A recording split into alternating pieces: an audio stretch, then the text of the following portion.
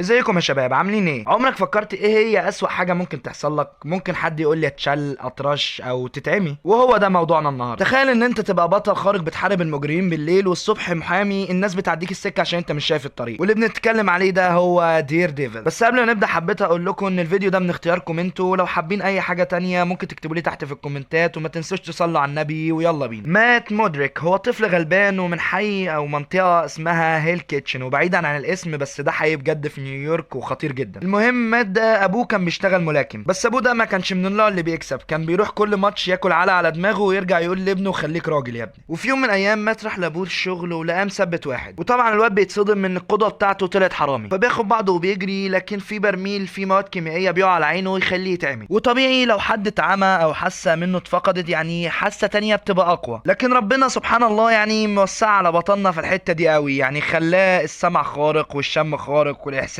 برضه. خلونا نبدا بازاي بقى بطل. بعد ما ابوه مات وودع الملاعب بسبب شغله مع العصابات، قرر انه يبقى بطل، لكن مش على طول كده، ولكنه راح اتدرب عند واحد اسمه ستيك. يعني من قله الاسامي المؤلفين راحوا مختارين الاسم ده. المهم صاحبنا المعاق ده ساب كل الناس وراح اتدرب عند واحد اعمى برضه. يعني بتخليني دلوقتي لو معايا خنجرين اجيبهم كده وارشق واحده في قلبي وواحده في ولكن الراجل ده الصراحه طلع نينجا، وعلمه ازاي يسمع دقات القلب والخطوات والحاجات دي. ده غير كمان انه علمه الفنون القتاليه وازاي يستعمل العصايه. وبعد ما دير ديفل خلص التدريبات بتاعته بدا يحارب الجريمه شويه ببدله سودا كده، ولكنه بعدها بيروح لحد اسمه ميلفن بوتر، واللي كان بيصمم الازياء بتاعه الابطال الخارقين والاسلحه وكده، علشان يطلب منه انه يعمل له بدله تكون مريحه وتساعده في الحركه وفي نفس الوقت تحميه من الضربات. وفعلا بيعمل له البدله الحمراء الشهيره بتاعته اللي معروف بيها لحد دلوقتي، وبيختار لنفسه اسم دير ديفل وبيبدا يحارب الجريمه. وننتقل بقى لاكبر اعداء دير ديفل، واللي اظن معظم الناس هتتفاجئ من العدو بتاعه، واللي هو البغل كينج بن. ولو ما تعرفش مين هو كينج بن، فهو راجل كده عنده صلع وراثي وشبه ترابيزه الصالون، واللي بيكون زعيم اخطر واكبر عصابه في نيويورك كلها، وتقريبا كل نيويورك تحت طوعه. وبعيدا عن شكله الاهبل ده الا انه قوي جدا، ده غير ان هو ذكي قوي، وهو الوحيد اللي قدر يساوي دير ديفل في الذكاء. ولو ما تعرفش فدير ديفل واحده من اذكى الشخصيات الموجوده في عالم مارفل. ننتقل بعد كده لقصه الحب، واللي بتكون شرط اساسي مع كل بطل، واللي لازم عشان تعمل اي قصه بطل ناجحه تجيب له واحده كده وتقول له يلا حبها. والبنت اللي كان بيحبها البطل بتاعنا اسمها الكترا، واللي هي بتكون شغاله نينجا في احد العصابات كده، واللي ما بتضحكش خالص حرفيا، واللي بتيجي عند بطلنا وتفرمل وتقول له لا لا لا انا بحبك انت يا اعمى يا عسل. واظن ان الموضوع مش منطقي خالص ان انت تجيب نينجا وتخليها تحب واحد اعمى، واللي بتكون علاقتهم هما الاثنين علاقه توكسيك جدا، يعني فاهم، عارف شبه العلاقه ما بينك وما بين الدراسه، علاقه خرا. هتقول لي طب هما طالما قصه حب وحشه حاطينها ليه؟ هقول لك حضرتك دي مارفل تعمل اللي هي عاوزاه، وثانيا انت لو في فيلم كله رجاله هل هتكمل فرجه؟ ولو حد نزل دلوقتي كتب لي في الكومنتات هكمل الفيلم عادي، حبيبي انت بتكذب. ننتقل بعد كده لظهور الشخصيه في التلفزيون او في السينما عامه، والشخصيه دي بتكون ظهرت في كذا فيلم، لكن اشهرهم حاجه اتعملت على نتفليكس.